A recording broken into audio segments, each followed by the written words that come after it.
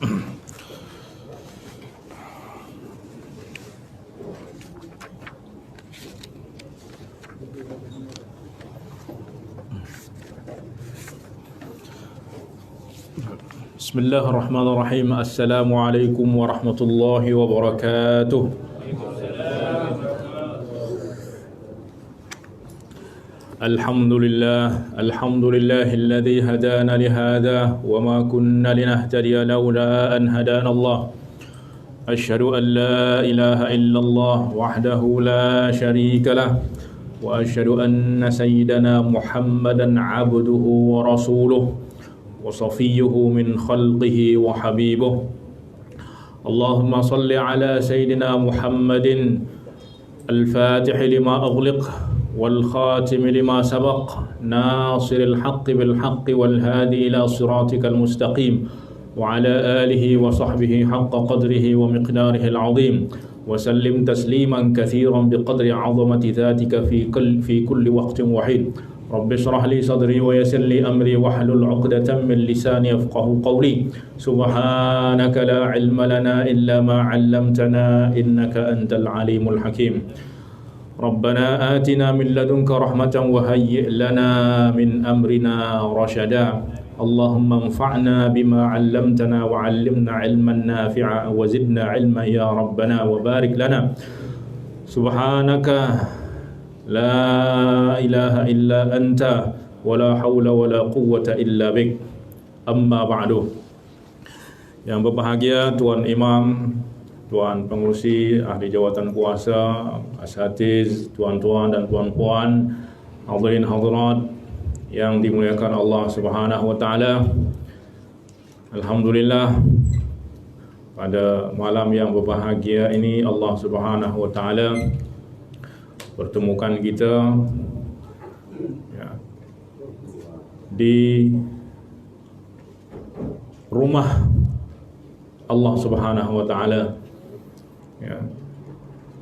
Dan pertemukan kita juga di dalam majlis ilmu yang semoga majlis ini adalah majlis yang dihadiri oleh malaikat-malaikat Allah Subhanahu wa taala, majlis yang dicurahkan rahmat ke atas orang-orang yang ada di dalamnya, diberkahi dan diberikan ampunan kepada semua orang yang hadir di dalam majlis ini, seperti yang disebutkan di dalam hadis riwayat Imam Muslim. Baiklah tuan-tuan dan puan-puan yang dimuliakan Allah, jadi Tuan meminta saya untuk mengenalkan diri, tapi di buku ni pun di belakang dah ada pengenalan, jadi supaya kita tak ambil masa, bolehlah nanti baca-baca sedikit kalau memang tak nak tahu, tapi kalau tak nak tahu tak apa pun, Baik. Tajuk kita pada malam ni adalah syarah daripada qasidah Imam Abdullah bin Alawi Al-Haddad, yakni qasidah di dalam tasawuf. Apa sebenarnya tasawuf tu? Tasawuf tu sebenarnya bukan sesuatu yang baru di dalam Islam. Bahkan ianya adalah bahagian daripada Islam. Bahkan merupakan penyempurnaan di dalam kita menjalankan Islam. Karena kita mengetahui bahawa Islam ni asas daripada Islam tu ataupun Islam tu terdiri daripada 3 unsur. Seperti yang dijelaskan di dalam hadis Sayyidina Jibril alaihi salam yang datang kepada baginda Rasulullah sallallahu alaihi wasallam, kemudian bertanya kepada baginda, "Ya Rasulullah, mal iman?" Bertanya tentang iman, kemudian bertanya tentang Islam, kemudian bertanya tentang ihsan. Nah, maka Islam tu terdiri daripada 3 ni. Iman adalah sebagai asas, Islam adalah binaan, ihsan adalah kesempurnaan, hiasan, decoration yang menjadikan binaan itu menjadi indah, menjadi sempurna, menjadi elok. Iman, yang berkaitan dengan iman, kita pelajari di dalam ilmu yang bernama ilmu apa? Ilmu akidah, ilmu tauhid. Islam, ya, sebab iman tu berbicara tentang apa? Rukun-rukun iman, iman kepada Allah, kepada malaikat, kepada kitab-kitab, kepada Rasul, hari akhirat dan al-qada dan qadar. Nah, itu kita pelajari di dalam ilmu akidah. Kemudian yang kedua, Islam. Ya, Islam tu, apa yang dimaksud dengan Islam di sini? Islam di sini adalah, ya, penzahiran daripada iman tu. Iman tu ada di mana? Ada di dalam hati. Tapi tak akan nampak keimanan seseorang kecuali dia menjalankan apa yang dituntut oleh keimanan tersebut, yaitu apa? Islam. Rasulullah ketika ditanya mal Islam, qala an tashhada an la ilaha illallah. Islam adalah bersaksi bahawa tiada Tuhan melainkan Allah, dan bahawa Muhammad adalah utusan Allah, wa iqamis salah, mendirikan salat, wa ita'iz zakah, wa siyami ramadan, wa hajjil baiti liman istata'a ilahi sabilah. Nah, ini adalah rukun Islam. Nah, rukun Islam ni kita pelajari dalam ilmu apa? Ilmu fiqh. Kemudian ada ihsan. Ketika Rasulullah sallallahu alaihi wasallam ditanya tentang ihsan, qala wa mal ihsan? Qala an ta'budallaha ka'annaka tarah, fa in lam takun tarahu fa innahu yarak. An ta'budallah. Ta'budallah itu artinya apa? Melaksanakan iman, menjalankan keimanan, menjalankan ibadah, ya, menjalankan rukun-rukun Islam, menjalankan rukun-rukun iman, rukun-rukun Islam, ka'annaka tarahu. Maknanya apa? Kita bersyahadat seakan-akan kita melihat Allah Subhanahu wa taala. Ka'annaka tarahu. Bersyahadat asyhadu an la ilaha illallah wa asyhadu anna muhammadar rasulullah, seakan-akan kita melihat Allah. Itulah sebabnya kita diminta untuk bersaksi. Bersaksi itu maknanya apa? Asyhadu, aku bersaksi itu maknanya apa? Macam kita bersaksi di mahkamah tu, kalau kita ada sesuatu kes apa, ada saksi. Saksi itu maknanya apa? Dia mesti melihat, ya tak? Boleh tak ada orang bersaksi di mahkamah tapi dia tak lihat apa yang dia saksikan? Boleh tak? Tak boleh. Kenapa Allah Subhanahu wa taala minta kita untuk bersaksi asyhadu an la ilaha illallah? Kita tak pernah lihat Allah. Wa asyhadu anna muhammadar rasulullah, kita tak pernah melihat Rasulullah. Macam mana kita nak jawab? Baik. Bersaksi maknanya apa? Kita seakan-akan melihat Allah Subhanahu wa taala. Bukan kita melihat dengan mata, mustahil mata ni boleh melihat Allah Subhanahu wa taala, tapi melihat dengan hati. Melihat dengan hati ini yang dinamakan dengan al-yaqin, keyakinan. Keyakinan tu maknanya ilmu yang dah sampai kepada darjat 100%, tak ada keraguan sikit pun. Sehingga keyakinan yang 100% ni dikatakan sebagai syahadah, menyaksikan. Oleh sebab tu seorang salihin ditanya, lima ta'budullaha wa anta la tarah. Macam mana kamu sembah Allah yang tak kau lihat? Kata dia apa? In lam arahu, idza law lam arahu ma'abadtuhu. Kalau aku tak lihat, mana aku sembah dia? Kalau aku tak lihat, aku tak akan sembah dia. Inni lam arahu bi'aini, memanglah aku tak lihat dengan mata aku.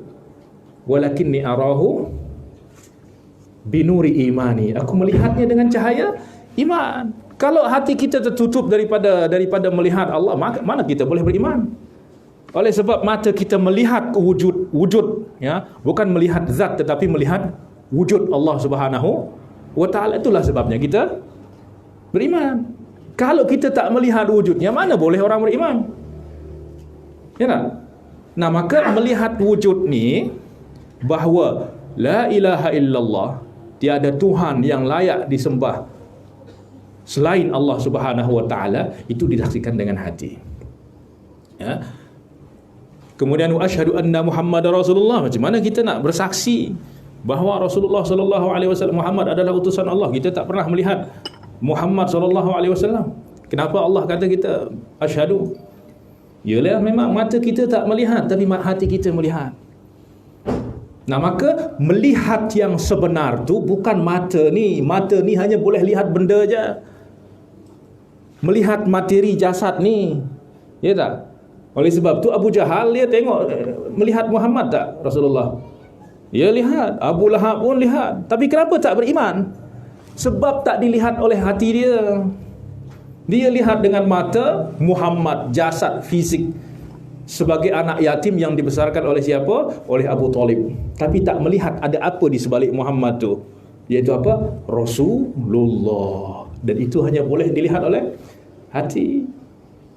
Nah, memang Allah Subhanahu Wa Taala berikan anugerah kepada kita, walaupun mata kita tak melihat, tapi hati kita dibuka oleh Allah Subhanahu Wa Taala untuk menyaksikan kerasulan daripada baginda Nabi sallallahu alaihi wasallam.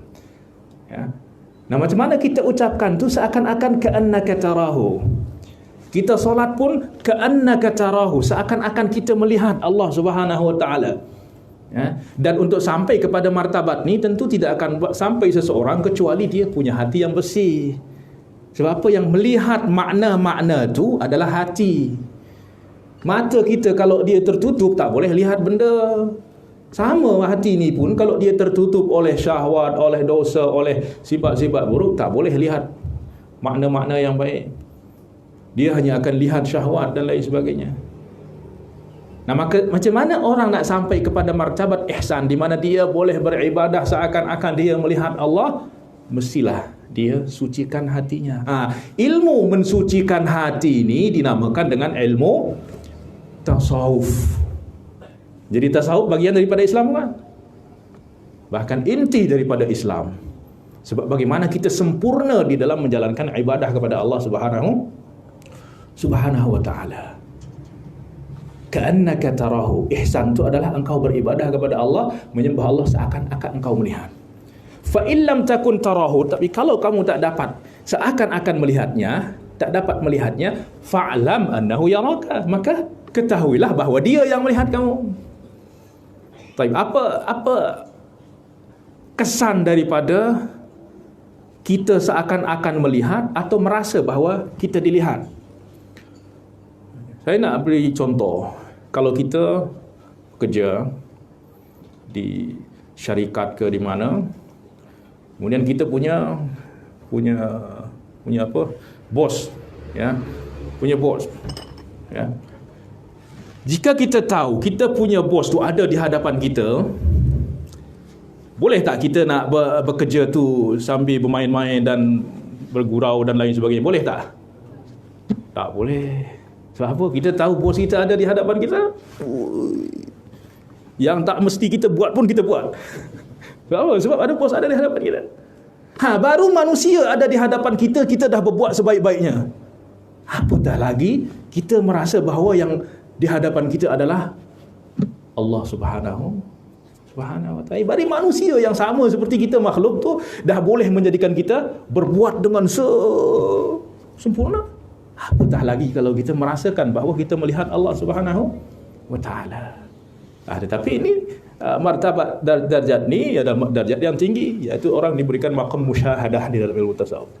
Kalaupun tak sampai kau tak dapat merasa bahawa engkau melihat Allah Subhanahu Wa Taala, maka yakinilah bahawa dia yang melihat kamu. Okeylah, tak nampak bos ada di hadapan. Ya. Tapi apa? Ada yang mengawasi saya. Ada kamera CCTV dan lain sebagainya. Yang bos tu nampak daripada jauh. Tak boleh saya nak buat apa kecuali dengan bekerja dengan sebenar-benar. Bekerja dengan sebenar-benar itu dinamakan ihsan. Ihsan itu adalah berbuat baik, yang sempurna. Ya. Maknanya bahawa kalau kita merasa bahawa kita diawasi, ya, ada yang mengintip kita, ya, kita akan berbuat dengan sempurna. Ya, itu baru manusia yang kita lihat ada kamera yang orang merasa itu baru kamera saja yang kita merasa ada yang mengawasi kita itu dah berbuat dengan sebenar-benarnya, dengan sebaik-baik yang dapat kita lakukan. Apatah lagi kalau kita merasakan bahawa Allah Subhanahu Wa Taala ma'ana bersama kita. Bukan hanya melihat jasad kita, melihat apa yang ada dalam hati kita ni. Nah, maka apabila itu kita rasakan, itulah kita akan sampai. Nah, macam mana kita nak sampai kepada darjat ni? Perlu kepada kesucian hati. Oleh sebab tu ilmu tasawuf tu adalah ilmu hati.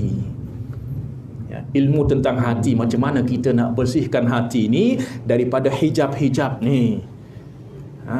Supaya kita benar-benar merasakan bahawa Allah bersama kita, sehingga merasakan kebersamaan ini, itulah yang akan menjadikan kita berbuat sebaik-baiknya sampai kepada maqamul ihsan. Ya, dan itulah ilmu tasawuf secara umum. Dan 3 ilmu ni termasuk di dalam disiplin keilmuan, itu adalah termasuk ilmu-ilmu asas, ilmu maqasid dinamakan, iaitu ilmu yang menjadi tujuan. Ya, semua ilmu-ilmu yang lain itu adalah ilmu-ilmu alat, dinamakan sebagai ilmu alat, ilmu nahwu, ilmu sharaf, ilmu balaghah, ilmu mustalahul hadis, ilmu usul fikah, ilmu dan lain-lain sebagainya, adalah semua ilmu ni adalah untuk memahami ketiga ilmu ni. Yang mana ketiga ilmu ini bersumber daripada Al-Quran dan hadis Rasulullah sallallahu alaihi wasallam. Nah, maka ilmu akidah adalah ilmu asas, sebab dengannya kita boleh menyempurnakan rukun-rukun iman, mengenal rukun-rukun iman. Ilmu fikah, yakni dengannya kita boleh menyempurnakan rukun-rukun Islam. Kemudian ilmu tasawuf, dengannya kita boleh sampai kepada darjat maqam al-ihsan, an ta'budallaha ka'annaka tarahu fa in lam takun tarahu fa innahu yaraka. Baik, kemudian qasidah Imam Al-Haddad Abdullah bin Alawi Al-Haddad, yakni seorang waliullah, ya, qutbullah, ya, Al-Hadrami, ya. Beliau banyak karangan, ada hikam Al-Haddad, hikam Imam Al-Haddad. Ya, kemudian di antaranya adalah ini ada qasidah yang isinya adalah hikmah-hikmah, ya, yang maknanya itu berkisar antara la haula wala quwwata illa billah. Ya, tiada haul, tiada upaya, tiada quwwah, tiada daya, illa billah, kecuali dengan Allah Subhanahu wa taala. Baik. Qala al-Imam Al-Haddad, ilzam bab rabbik watruk kulla dun. Nah, ini kalau ada boleh nasyid ni. Boleh tak dinasikan? Ilzam baba rabbik watruk kulla dun was'alhu salama min daril futun. Tapi saya tak boleh bernasyid. Jadi terus kita baca terjemah dan syarahannya. Qala al-Imam Al-Haddad, ilzam bab rabbik watruk kulla dun.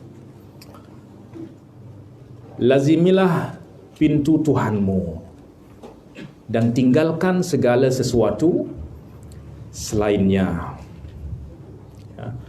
Ilzam bab rabbik, lazimilah pintu Tuhanmu. Watruk kulla dun, dan tinggalkan segala sesuatu selainnya. Ya. Apa maknanya? Baik.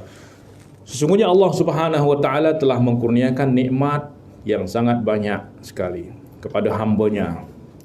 Maka hendaklah ia menggunakan segala nikmat tersebut untuk beribadah kepada Allah Subhanahu wa taala. Kerana itulah tujuan mereka diciptakan.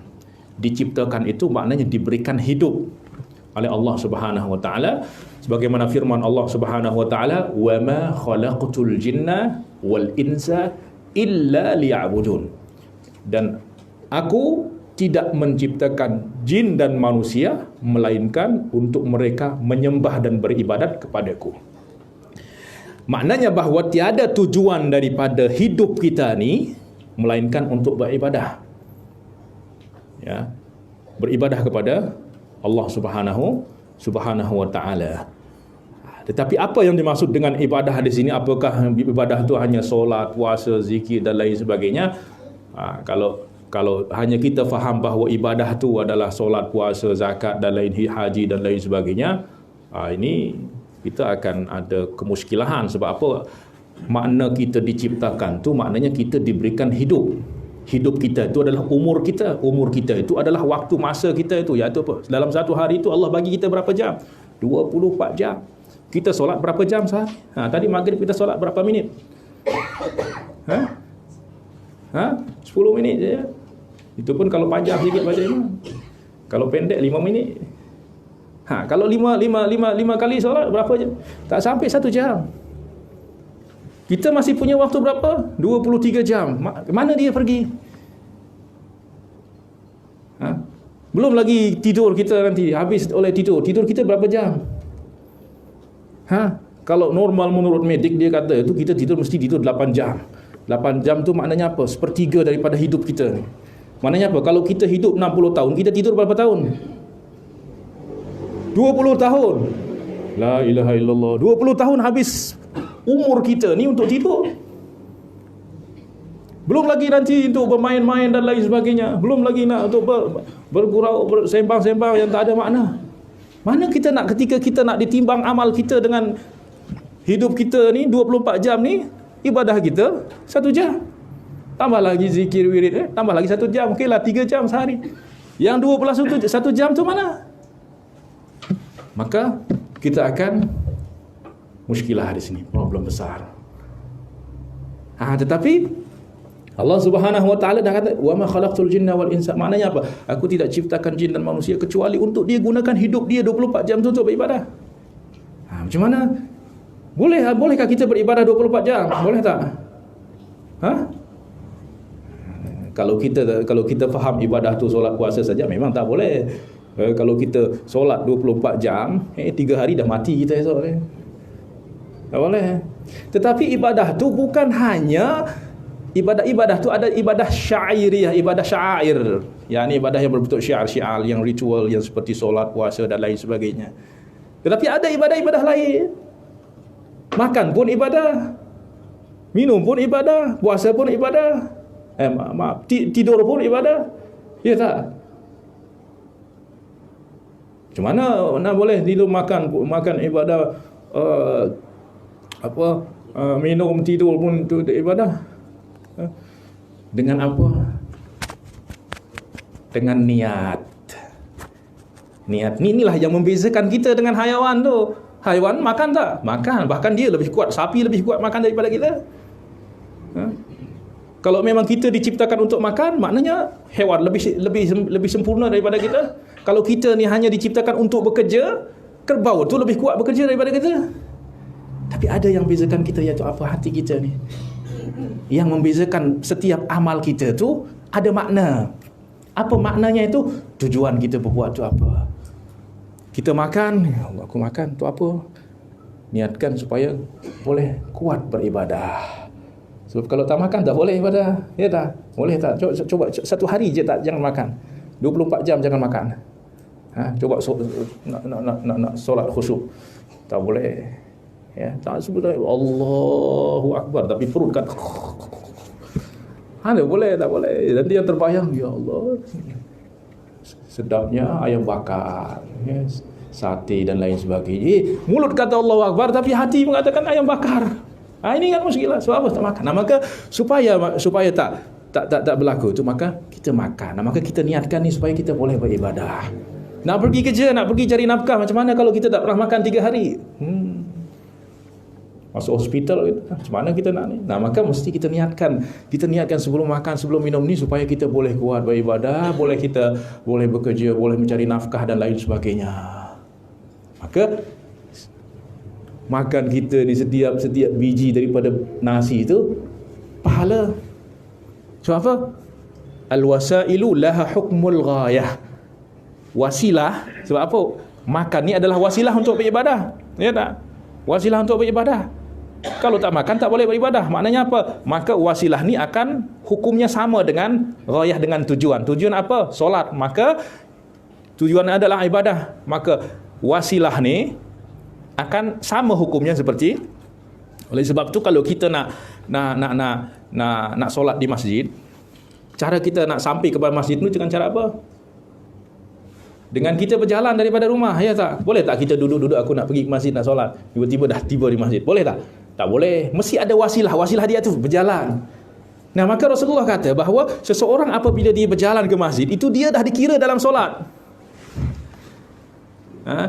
Idza tawadda'a ahadukum wa masya ilal masjid, apabila seorang wuduk kemudian dia keluar daripada rumahnya, fala yushabbikanna yadayhi, tengah jalan ke masjid itu jangan dia jalinkan jari jemarinya. Sebab apa? Fa innahu fi salatin. Sebab apa? Dia berjalan ke masjid itu dia dah berada dalam solat.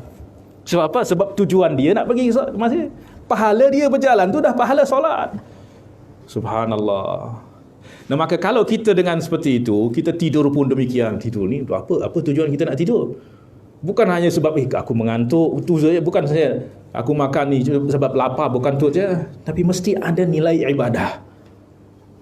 Supaya apa? Kita beza dengan makhluk yang lain tu. Tak sama. Kalau kita makan, minum sama seperti sapi tu, ya samalah kita dengan mereka. Itulah sebabnya Allah kata apa?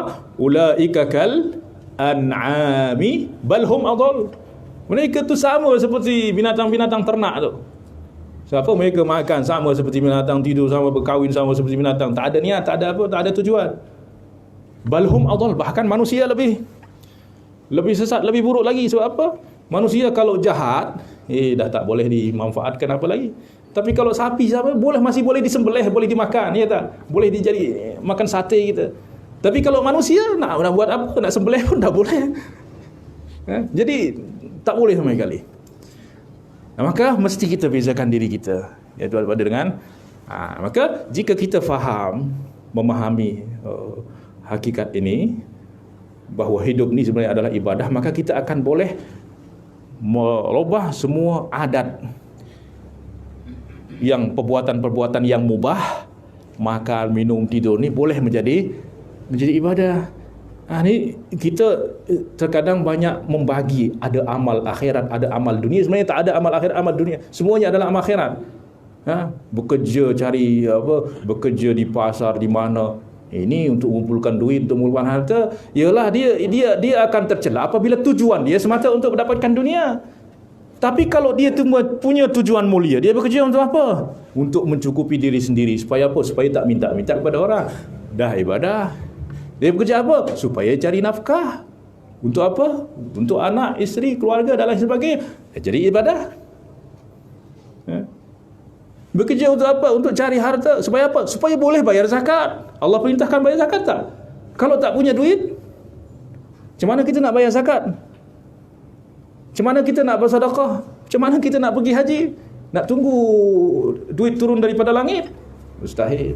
Maka mesti bekerja. Nah, maka kita bekerja pun kita niatkan tu. Maka setiap langkah kita kepada pergi bekerja itu adalah pahala. Subhanallah. Pahala dah ada kira sebagai ibadah. Sehingga kalau orang dah memahami ini, dia tak kisah dia nak mati di mana. Nak mati dalam masjid ke, nak mati di pasar ke, nak mati di ofis, tak sama. Sebab apa? Sebab dia dalam ibadah. Kita hanya melihat bahawa aku nak mati dalam sujud. Memanglah itu kemuliaan, tapi kita tak boleh usahakan kita nak mati itu. Itulah Allah yang pilih. Tapi kalau kita, sebab tu Rasulullah tak mati dalam solat. Meninggal dalam solat. Meninggal di mana? Di atas pangkuan isteri. Sebab apa? Sebab hidupnya adalah ibadah. Nah, maka kalau kita semua dah jadikan amal kita ni jadi ibadah, maka tak kisah kita nak mati di mana, sebab kita dalam ibadah. Nak mati bekerja, ibadah. Bahkan itu adalah jihad. Ya. Nah, maka ibadah. Wa ma khalaqtul jinna wal insa illa liya'budun. Ya, wa ma umiru illa liya'budullaha mukhlishina lahuddin. Padahal mereka tidak diperintahkan melainkan supaya menyembah Allah dan mengikhlaskan ibadat kepadanya. Mengikhlaskan ibadat ni menyempurnakan ibadah. Ya, yakni sampai kepada maqam al-ihsan tadi. Lagi tetap teguh atas tauhid. Nah, oleh itu dalam bait ini Imam Al-Haddad berkata, lazimilah pintu Tuhanmu, ilzam baba rabbik, yakni lazimilah beribadah kepadanya. Sebab apa? Pintu kita kepada Allah itu apa? Ibadah. Nak berjumpa dengan Allah mana? Dalam solat. Nak bercakap dengan Allah di mana? Solat. Ya. Nah, maka ibadah itu adalah pintu kita menuju Allah. Nah, maka apapun yang kita harapkan daripada Allah, lazimi pintu Allah. Apapun hajat kita, lazimi. ketuk pintu Allah, jangan tinggalkan pintu Allah. Sebab segala kebaikan ada pada Allah Subhanahu wa taala. Kerana pintu menuju Allah adalah ibadah, dan ibadah tu ada dua bahagian, iaitu ibadah zahir dan ada ibadah batin. Ibadah batin, Allahu Akbar dan lain sebagainya, ini nampak ibadah zahir, tapi dia punya ada batin juga, iaitu apa? Khusyuk, ikhlas. Dan ibadah batin ini adalah roh daripada ibadah zahir. Ada ibadah zahir tapi tak ada roh, tak ada makna. Ibarat jasad, ada jasad tapi tak ada roh, tak dikata sebagai manusia. Dan maka ibadah batin adalah beriman kepada Allah serta mempercayai bahawa Dia adalah satu, esa, dan tidak ada pasangan untuknya, la syarikalah, dari segala sudut, satu di dalam zatnya, di dalam sifatnya, di dalam af'alnya. Dan Dia dicirikan dengan segala sifat yang layak bagi kesempurnaannya. Semua sifat-sifat yang sempurna itu adalah milik Allah Subhanahu wa taala, dan semua sifat-sifat kurang itu adalah milik daripada hamba. Dan kesempurnaan daripada hamba itu adalah di dalam kekurangannya. Semakin hamba tu merasa diri dia hina tu kurang tak? Tapi di sanalah kesempurnaan dia. Semakin dia rendah, semakin dia tinggi di sisi Allah. Maksudnya kesempurnaan hamba itu ada pada apa? Ada pada kerendahan dia, ada pada sifat negatif dia. Oleh sebab itu kalau dia angkat diri, dia jatuh. Dia sombong, jatuh. Maka maha kudus dari segala sifat, maha suci daripada segala sifat yang tidak layak untuknya. Mempercayai bahawa segala sesuatu yang dibawa oleh Rasulullah SAW adalah benar, tidak ada keraguan padanya. Mencintai Allah, semuanya ini adalah ibadah-ibadah hati. Mengetahui sifat-sifat keagungannya, sifat-sifat jalal, sifat-sifat keindahan al-jamal, sifat-sifat kebesarannya al-kibriya, serta menghiasi diri dengan semua sifat-sifat mulia dan membersihkan diri daripada sifat-sifat keji. Ini adalah ibadah-ibadah batin, yang diantaranya adalah tawakal, ridha, dan lain sebagainya. Taslim, pasrah, sabar, itu adalah ibadah-ibadah batin. Nah, ibadah-ibadah ni mesti kita lazimi. Mesti kita lazimi. Manakala ibadah zahir adalah menggunakan semua anggota badan untuk menyembahnya. Mata ini untuk apa? Untuk melihat ayat-ayat Allah, melihat kepada mushaf, melihat kepada ilmu, melihat kepada wajah ulama, melihat benda-benda yang baik. Bukan untuk melihat sesuatu yang haram. Tangan pun digunakan untuk berbuat kebaikan dan lain sebagainya. Itulah makna daripada ibadah zahir, sama ada fardu atau sunnah, serta memeliharanya dari segala perbuatan dosa dan kezaliman. Dan itu dapat dilakukan dengan mengetahui hukum hakam wajib, sunnah, mubah, makruh dan haram. Sehingga ibadah zahir ni akan boleh kita lakukan dengan kita mengetahui hukum hakam yang 5 tu, wajib, sunnah, mubah, makruh dan haram. Sehingga kita tahu bahawa Allah berikan kita hidup ni, kemudian Allah berikan kita jasad ni, tujuannya apa? Tujuannya supaya kita gunakan untuk beribadah. Jadi jasad ni adalah alat kita untuk beribadah. Kendaraan kita, kereta kita untuk beribadah. Allah perintahkan, yang diperintahkan untuk beribadah tu adalah hati kita, roh kita, jiwa kita. Tapi dengan apa dia nak beribadah? Solat tak boleh. Roh ni maka dia gunakan jasad. Nak pergi haji, mesti gunakan jasad ni. Nak puasa, gunakan jasad ni. Maka mesti kita gunakan nikmat jasad kita ni untuk apa yang Allah Subhanahu wa taala ciptakan. Tinggalkanlah segala sesuatu selainnya. Yakni apa? Jangan kamu bergantung kepada selainnya. Sebab segala kebaikan, manfaat dan lain sebagainya adalah daripada Allah Subhanahu wa taala. Makhluk hanya sebab. Dia makhluk tak boleh memberikan kesan daripada perbuatannya. Hasil tu daripada Allah Subhanahu wa taala semata. Nak berharap kepada makhluk tak boleh beri apa pun kecuali atas izin Allah Subhanahu wa taala. Dan jangan pula berharap kecuali kepadanya. Kenapa? Kerana selainnya tidak memiliki apa yang ada di tangannya. Apa yang ada di tangan kita itu bukan milik kita. Itulah sebabnya kita tak boleh bunuh diri kita. Sebab apa? Diri kita ni bukan punya kita, Allah yang bagi. Ya, dan janganlah kamu takut kecuali kepadanya, kerana selainnya tidak memiliki daya dan upaya. Ya. Sebab segala daya dan upaya hanyalah miliknya. Tiada apa-apa dalam semesta alam ini yang memiliki kesan positif atau negatif kecuali atas izin Allah Subhanahu wa taala. Allah berfirman, "Wa ma hum bidarrina bihi min ahadin illa biidznillah." Padahal mereka tidak akan dapat sama sekali memberi mudarat atau membahayakan dengan sihir itu seseorang pun melainkan dengan izin Allah. Sihir memang berbahaya, tapi kalau Allah tak nak, tak akan berbahaya. Ya. Nah, maka kita bukan takut kepada itu, tetapi takut kepada Allah Subhanahu. Orang boleh berbuat apa kepada kita, dia maknanya orang nak berbuat kepada kita apa? Ya, kalau Allah tak nak, tak akan berlaku. Ya, oleh sebab itu Rasulullah sallallahu alaihi wasallam bersabda, "Wa'lam annal ummata law ijtama'at 'ala an yanfa'uka bi syai'in lam yanfa'uka illa bi syai'in qad katabahu Allah lak. Walau ijtama'u 'ala an yadurruka bi syai'in lam yadurruka illa bi syai'in qad katabahu Allah 'alaika rufi'atil aqlam wa jaffatis suhuf." Ketahuilah, sesungguhnya jika umat manusia ni, seluruh umat manusia berkumpul untuk mendatangkan manfaat kebaikan kepadamu dengan sesuatu, mereka tidak akan dapat memberikan manfaat sedikit pun sedikit pun kepadamu kecuali dengan apa yang telah ditetapkan bagimu. Kalau Allah tak tetapkan semua manusia nak berbuat apa pun tak boleh. Buktinya apa? Ada orang sakit, dia pergi hospital ni, semua dia datangi, tak sembuh-sembuh, bahkan dia mati sebab Allah tak takdirkan dia. Ya, maka apapun usaha manusia tak akan dapat mendatangkan kemanfaatan kecuali atas izin Allah Subhanahu wa taala. Ya, jika kita tahu hakikat ni, kenapa kita berharap kepada orang? Kenapa kita takut kepada orang? Tetapi kita ni, sebab hati kita ni dah terhijab oleh makhluk, maknanya tidak melihat kecuali wujud makhluk, tak melihat Allah Subhanahu wa taala. Sehingga apa? Sehingga kalau manusia yang menjanjikan kita, seakan-akan memang 100% dia akan bagi. Tapi kalau Allah yang kata aku nak beri surga, aku nak beri ini, macam angin berhembus saja, tak? Ya tak? Cuba bayangkan ada orang nak kata kita, esok datang ya, aku akan bagi duit RM5,000. Tapi syaratnya apa? Datang pukul jam 4 pagi. Kira-kira pukul berapa dia akan datang? Dah maghrib tu dah ada, tunggu depan pintu dia. Maka 2 hari belum tu dah datang sana. Itu manusia yang berjanji.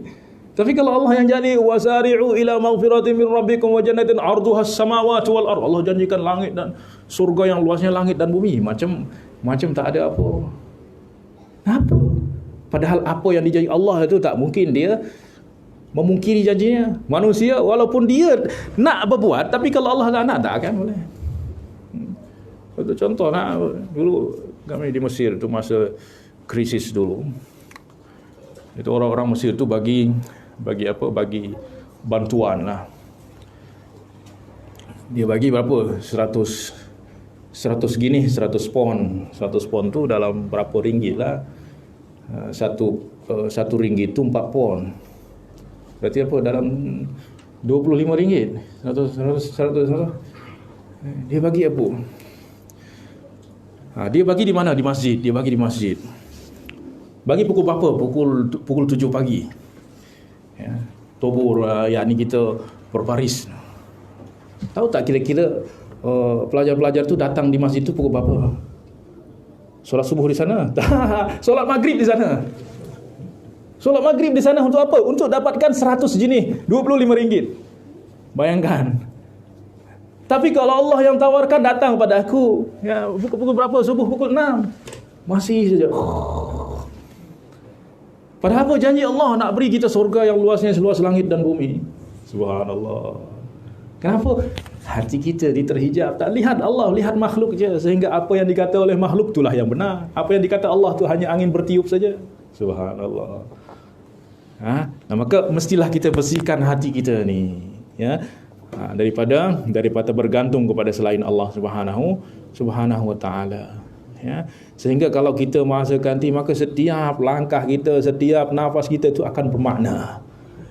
Ya, akan bermakna, sebab kita tahu bahawa setiap, bahkan bukan Allah akan berikan kita pahala daripada setiap, bukan setiap gerak, bahkan setiap sebesar zarrah pun kita berbuat kebaikan tu Allah akan berikan balasan. Ya. Sebesar zarrah tu sebesar apa? Tak nampak oleh mata perbuatan tu.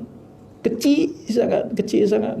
Tapi apa, Allah tak akan pernah menzalimi seorang hamba walaupun perbuatan itu adalah sebesar biji zarrah. Apabila dia perbuatan baik, yudha'ifha, Allah akan, wa in taku hasanatan yudha'ifha, Allah akan lipat gandakan, wa yu'ti min ladunhu ajran 'azima, kemudian Allah akan beri pahala yang besar. Itu apa? Zarrah tu Allah berikan pahala besar. Pahala besar Allah itu apa? Surga luasnya langit dan bumi, subhanallah. Tapi kenapa kita tak merasakan janji Allah tu yang pasti? Kita tahu bahawa itu pasti. Buktinya apa? Kita semua mati. Allah kata kamu semua mati. Ada tak yang tak mati? Tak ada. Subhanallah. Nah, maka, dan jika mereka berkumpul untuk mencelakakanmu dengan sesuatu, nescaya mereka tidak akan dapat mencelakakanmu sedikit pun kecuali dengan apa yang telah ditetapkan bagimu, apa yang telah ditakdirkan oleh Allah Subhanahu wa taala sebelum kita wujud tu, apa yang akan berlaku kepada kita, apa yang akan kita dapatkan, semuanya dah final, dah ada buku masing-masing tu, apa yang akan berlaku tu dah tercatat ni. Yang ni kita, tinggal apa, kita membuka lembaran, tapi dah habis semuanya akan berlaku tu, dah ada semuanya. Daripada A sampai pada Z tu dah ada. Jadi hidup kita itu adalah membuka lembaran-lembaran takdir. Tak ada yang dirubah-rubah lagi dah. Apa yang ditakdirkan, ditetapkan oleh Allah, itulah yang akan berlaku.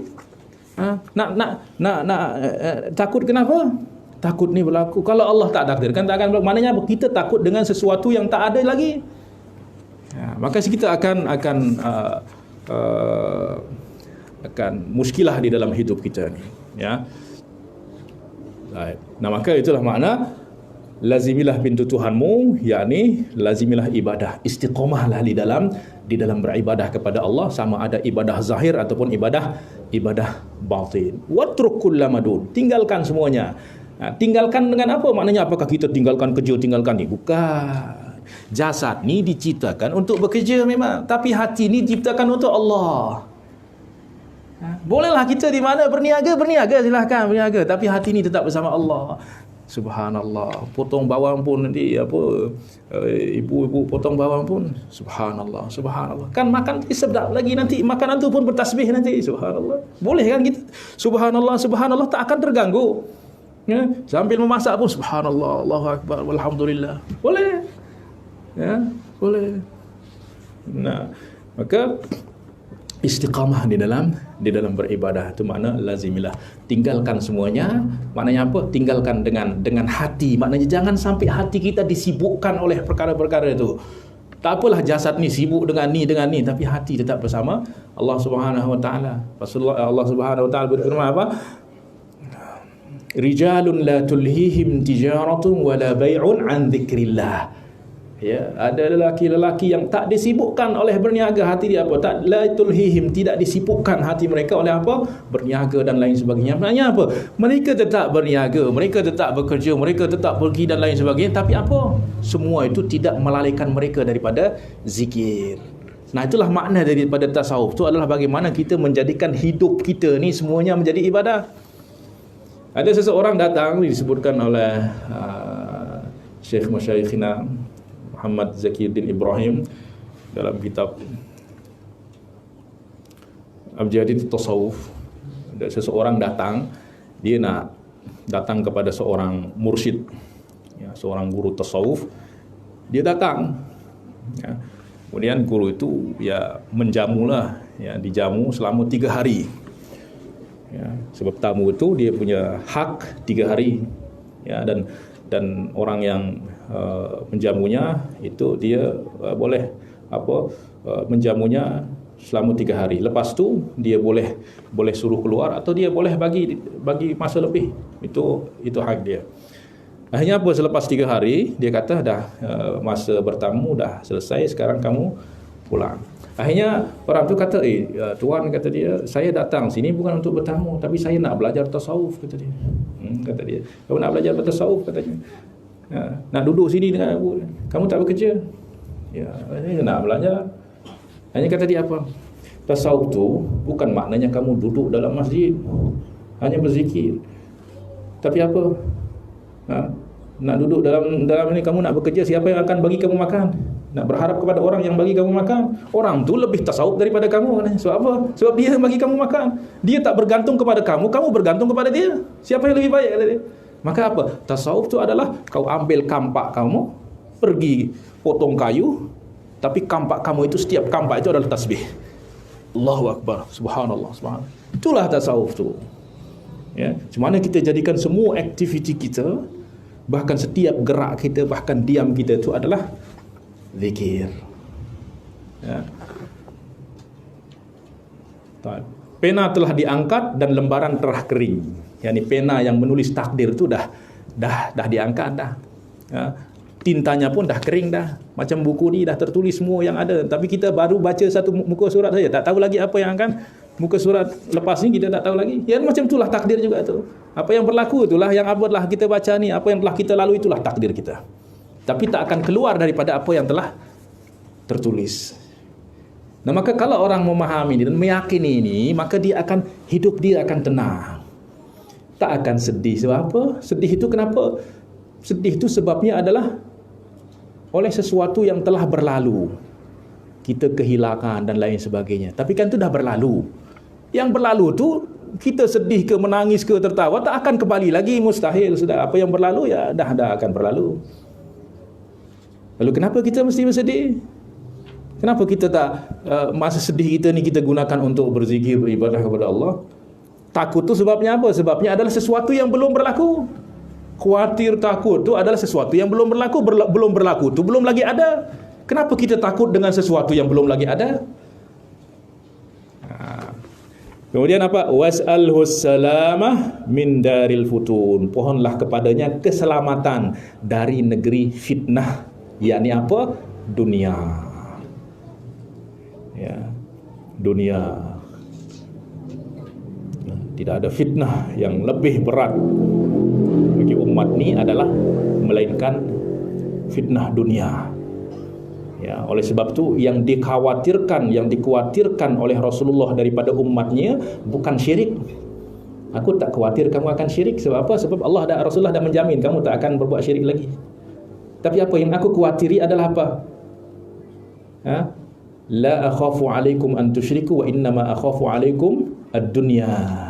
Yang aku khawatiri itu adalah dunia. Fatanaza'uha, engkau berebut-rebut dunia ni seperti mana orang-orang dahulu tu berebut-rebut dunia. Fatuhlikakum, sehingga dunia itu membinasakan kamu seperti membinasakan orang-orang terdahulu. Ini yang dikhawatirkan oleh Rasulullah sallallahu alaihi wasallam. Dan memang fitnah dunia itu sangat besar sekali. Sebab apa? Di dalam hati kita ni ada namanya syahwat. Syahwat tu selalu dia cenderung, selalu dia apa? kepada dunia tersebut. Nah, fitnah di dalam bahasa Arab, kalau fitnah di dalam bahasa kita itu beza. Makna fitnah itu apa kalau bahasa kita tu? Kalau kita menuduh, mentohmah orang lain dengan itu nama fitnah. Bahasa Arab bukan itu nama fitnah, itu namanya qadzab. Ya, qadzab. Tapi kalau fitnah di dalam bahasa Arab tu yang bersifat godaan, cobaan, itu namanya fitnah. Maka fitnah di dalam bahasa Arab tu memiliki banyak makna. Di antaranya adalah kesesatan, menyesatkan, ya, menyesatkan, kekufuran itu adalah fitnah, terbukanya keaiban itu adalah fitnah, azab itu adalah fitnah, musibah adalah fitnah, harta benda adalah fitnah, bahkan anak adalah fitnah, ya tak? Fitnah itu artinya apa? Ujian, cobaan. Innama amwalukum wa auladukum fitnah. Harta kamu dan anak-anak kamu itu adalah fitnah, yakni ujian, cobaan bagi kamu. Ya.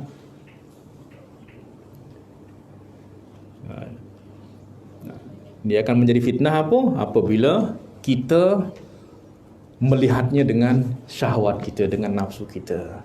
Tapi kalau kita melihat hakikatnya ini adalah nikmat, misalnya Allah berikan kita harta, kita faham hakikatnya harta ini adalah pinjaman Allah dan Allah minta aku untuk berbuat ni dengan ini, ya maka itu akan menjadi nikmat, anugerah. Dan ketahuilah sesungguhnya dunia ini dipenuhi oleh segala bentuk fitnah yang disebutkan di atas tadi. Oleh sebab itu Allah mencelanya dalam banyak ayat-ayat Al-Quran, di antaranya wamal hayatud dunya illa mata'ul ghurur. Dan ingatlah bahawa kehidupan dunia ini tidak lain hanyalah kesenangan bagi orang-orang yang terpedaya. yakni apa? Dunia ini menipu. Menipu itu artinya apa? Dia bagi kita yang fake, yang palsu. Bukan yang sebenar. Yang sebenar itu dia akan kekal. Tapi semua kenikmatan dunia ini ada tak yang kekal? Tak ada. Apa yang kekal coba apa? Kalau kita dah mati, ya apa yang kita miliki itu ada dua kemungkinan. Kita yang meninggalkan dia atau dia meninggalkan kita? Ya, tak ada. Dah masuk dalam kubur, apa lagi? Mana lagi tadi kereta yang mewah tu? Mana lagi istana tu? Tak ada. Dah jadi apa?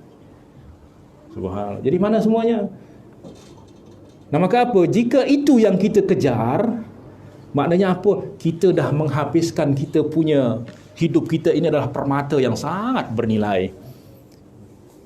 Iaitu apa? Kita tukar kita punya permata yang sangat mahal ni dengan sesuatu yang tak bermakna.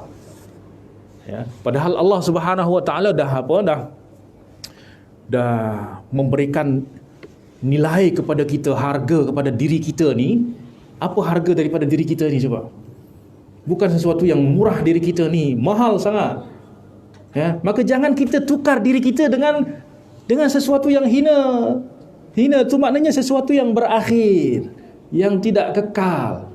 Kenikmatan-kenikmatan dunia itu semuanya akan berakhir. Maka jangan itu yang kita kejar. Kalau kita nak kenikmatan, bukannya kita tak boleh mencari kenikmatan, tapi carilah kenikmatan yang kekal. Di mana dia? Ada di akhirat sana. Ya, sehingga apa? Sehingga kita menggunakan hidup kita ni untuk mendapatkan sesuatu yang lebih tinggi. Ya. Oleh sebab tu, kalau kita tukar diri kita ni dengan dunia dan lain sebagainya, maknanya kita dah menghinakan diri kita. Padahal Allah dah memberikan kos diri kita itu berapa coba? Berapa harga diri kita ni? Berapa ringgit? Tak boleh dikira dengan ringgit. Apa? Harganya adalah surga. Allah dah beli diri kita ni. Innallaha ashtara minal mu'minina amwalahum wa anfusahum bi anna lahumul jannah. Allah dah beli harta dan diri orang muslim, orang mukmin itu dengan apa? Dengan harganya apa? Surga. Subhanallah. Surga, harga diri yang kecil, yang hina ni, surga, harga dia surga. Maka jangan kita jual untuk mendapatkan apa? Mendapatkan sesuatu yang tak bernilai. Sebab semua kenikmatan, semua kebahagiaan yang bersifat duniawi itu akan berakhir. Ibarat apa? Sesuatu yang berakhir itu bukan kebahagiaan yang berakhir, itu bukan kebahagiaan. Ada tak kebahagiaan tapi berakhir? Apa makna kebahagiaan yang berakhir? Maknanya apa? Ya, seperti orang baru dah saling mencintai, berkahwin, tiba-tiba pasangan dia mati. Masih ada kat kebahagiaan tu? Tak ada. Ya, samalah seperti itu. Cuba apa makna daripada semua ni kalau semuanya akan berakhir? Berakhirnya di mana? Kita akan tahu akhirnya itu nanti kalau kita dah bangun di mana. Sekarang ni kita macam kita tidur, bangun kita tu nanti di mana? Di dalam kubur. Barulah kita aku tak punya apa. Macam orang yang sangat fakir, miskin, dia tak ada rumah, tak ada pakaian, tak ada untuk makan pun. Apa yang paling diharapkan? Yang paling diharapkan adalah dia punya duit dan lain sebagainya. Akhirnya apa? Dia tidur. Dalam tidur dia bermimpi. Mimpi apa? Mimpi punya istana, mimpi punya kereta, mimpi semua ada, semua yang dia itu ada. Bahagia tak? Bahagia tak? Bahagia luar biasa. Tapi mana dia di mana? Dalam mimpi. Apa yang berlaku nanti jika dia terbangun daripada tidur? Apa yang dia? Ya Allah, dia akan menyesal pernah bermimpi melihat semua kekayaan yang menyesal. Maka demikian juga orang dah dia kumpulkan semua ni, nanti dia terbangun dalam kubur tu tak ada dia punya apa. Semuanya meninggalkan dia kecuali satu je yang setia, iaitu apa? Amal. Tetapi apa? Yang satu setia ni kita tak setia kepada dia. Yang tak setia kepada kita, kita setia kepada dia. Siapa yang kata dia cinta kepada kita, dia kasihi kita? Coba kalau dah mati, ada tak yang mahu masuk dalam kubur bersama kita? Tak ada. Tak ada. Hanya satu saja, iaitu amal kita. Tapi sayang, amal kita yang setia kepada kita tu kita tinggalkan. Padahal dialah yang akan menemani kita, dialah yang akan menjadikan cahaya di dalam kubur kita. Ya. Dan maka fitnah, ya, fitnah dunia. Ya, oleh sebab itu Rasulullah sallallahu alaihi wasallam juga bersabda, ad-dunya mal'unatun, mal'unun ma fiha illa dzikrallahi wa ma wala. Dunia itu dilaknati dan apa yang ada di dalamnya pun dilaknati kecuali mengingati Allah, yakni berzikir, dan apa yang semisalnya, yakni apa di dalam kehidupan dunia ini semua yang lain itu dilaknati oleh Allah. Maknanya apa? Apabila kita jadikan dia sebagai tujuan. Tapi jangan kita silap di dalam memahaminya. Dunia ini dilaknati maknanya, kalau tu aku tak boleh bekerja, tak boleh ini, sebab apa semuanya dunia. Bukan tu maknanya. Ya, dia terlaknati jika kita tak tahu di mana kita gunakan. Tapi kalau kita gunakan dengan benar, kalau boleh tu dunia ini kita miliki semua. Sebab apa? Sebab semakin banyak kita punya, semakin banyak kita boleh berbuat. Ya, semakin banyak boleh kita beri. Maknanya di sini dia dilaknat jika itu dijadikan sebagai tujuan. Ya, mal'unun ma fiha. Maka dan banyak lagi hadis-hadis lain yang menjelaskan makna tersebut. Maka tidak ada jalan keselamatan daripada fitnah dunia kecuali atas pertolongan Allah. Ya, yaitu dengan melazimi pintunya dan menjalankan ajarannya. Jika tak, ya maka kita akan terjatuh dan tertipu oleh dunia ini. Ya, dan Allah sudah bagi tahu kita dunia ini menipu. Wa mal hayatud dunya illa mata'ul ghurur, yakni perhiasan kenikmatan yang menipu, yang memperdayakan. Ya, iaitu menipu ni menambahkan yang tidak sebenarnya. Yang macam orang melihat fata morgana daripada jauh-jauh, dia fikir itu adalah air. Setelah datang ternyata tak ada apa-apa pun. La yadhiqu sadruk fal hadithu yahun. La yadhiqu sadruk fal hadith yahun. Janganlah dadamu menjadi sempit, ya, kerana yang terjadi di dunia itu sungguh ringan. Sungguh ringan. Ya. Musibah besar apapun di dunia ini, jika dibandingkan dengan musibah akhirat itu tak ada apa. Oleh sebab itu Rasulullah sallallahu alaihi wasallam bersabda apa? Ad-dunya sijnul mu'min wa jannatul kafir. Dunia ini adalah ibarat penjara bagi siapa? Bagi orang mukmin, dan surga bagi orang kafir. Imam Ibn Hajar menyebutkan ada sebuah kisah ya, tentang Imam Ibn Hajar Al-Asqalani. Dia datang, Imam Ibn Hajar Al-Asqalani adalah seorang qadhi, dan dia pakaian qadhi, seorang qadhi yang pakaian yang mewah, megah. Datang seorang Yahudi kafir, miskin, dia tak ada pakaian dan lain sebagainya. Akhirnya dia kata, bukankah Nabi kamu berkata bahawa dunia ini penjara bagi orang mukmin? Tapi tengoklah kamu ni, pakaian kamu mewah dan lain sebagainya. Mana ada orang penjara seperti ini? Dan tengok, orang kata Nabi kamu kata bahawa dunia ini surga bagi orang kafir. Tengoklah aku macam ni.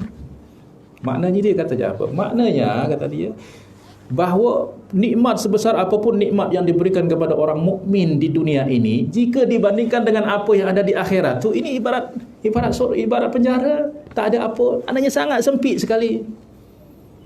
Ya, dan surga bagi orang kafir sebab apa? Sebab apapun yang dia dapatkan, kesulitan apapun, kesukaran apapun yang dia alami di dunia ini, itu jika dibandingkan dengan azab yang di akhirat tu, ini adalah surga. Ya. Nah, maka fal hadith yahun. Ya, maka mesti kita hadapi dengan sabar. Sebab apa? Sebab apa yang Allah dah siapkan untuk kita tu sangat besar sangat. Janganlah hatimu menjadi sempit jika engkau ditimpa oleh kesukaran dunia, musibah, ujian dan cubaan yang ada di dalamnya, kerana apa yang terjadi itu benar-benar ringan, sedikit dan tiada berkekalan. Ya, segalanya pasti akan berakhir dan bertukar menjadi kemudahan. Ya, maka bersabarlah sesaat. Jadi kita bersabar sesaat je. Ya, sebab apa? Kita punya umur ni kita berapa? Standard kita, umur kita berapa? Umat ni berapa? Kalau mengikut kepada umur Rasulullah berapa? 63. Itu tahun Hijriah. Kalau tahun Miladiah masih ini berapa? Dalam 59, 60. 59, 58, 5 sekitar itulah. Kalau kita ikut sunnah Rasulullah dalam umur kita tu ya 50, 60. Maknanya apa? Dah lebih daripada 60 tu dah subsidi daripada Allah dah tu. Diberikan subsidi. Ya. Ini 60 tahun ni, coba bayangkan. Kalau kita nak melihat bahawa apa yang berlaku di dunia ni ringan. 65 tahun, katakanlah 65 tahun. Jika dibandingkan dengan satu hari di akhirat tu berapa? Satu di akhirat tu berapa tahun di dunia ni? 1000 tahun. Coba bandingkan antara 1000 tahun dan dengan 65 tahun ni berapa? Berapa bandingannya? Ya ni berapa jam daripada 1000 tahun tu yang 65 tahun ni? Tahu tak berapa? 1 jam setengah aja. Jadi apa? Seakan-akan kita hanya hidup 1 jam setengah hari, ya, di dalam sehari. Maka apa? Allah meminta kita berbuat bersabar hanya 1 jam setengah saja. Untuk apa? Untuk Allah berikan kita kenikmatan yang abadi.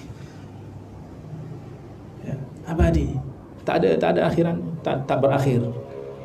Maka sabarlah sikit saja. Ya. Kenapa kita rasa berat ni? Sebab kita ini perlu iman kita ni kita kuatkan. Ya. Maka dan ditambah lagi bahawa di sebalik setiap musibah tu sebenarnya ada kebaikan-kebaikan yang Allah Subhanahu Wa Taala berikan kepada kita. Ya. Maka bersabarlah sesaat saja. Itu pun apa kita tak disuruh bersabar 65 tahun. Sebab apa? Sebab kita banyak bonus daripada Allah, banyak diskaun. 15 tahun sebelum kita balik tu dah diskaun tu. Belum lagi nanti masa dah tua tu orang dah tak lupa tu apa. Kalau dah tua dia tak punya ingatan lagi tu apa namanya? Ya itulah ya. Itu dah diskon lagi daripada Allah. Jadi hanya berapa 15 tahun kurang dah hanya 15 50 tahun. 65 itu kalau 65 banyak diskon daripada Allah Subhanahu Wa Taala. Ya, belum lagi dah tua tadi. Ya. Subhanallah. Ya, nah maka jika dibandingkan dengan apa yang ada di akhirat itu, apa yang di dunia ini ringan. Ya. Dan maka bersabarlah sesaat kerana pahala kesabaran itu jauh lebih besar daripada musibah yang terjadi itu. Dan ketahuilah bahawa di sebalik bahkan bersama setiap kesukaran ada kemudahan.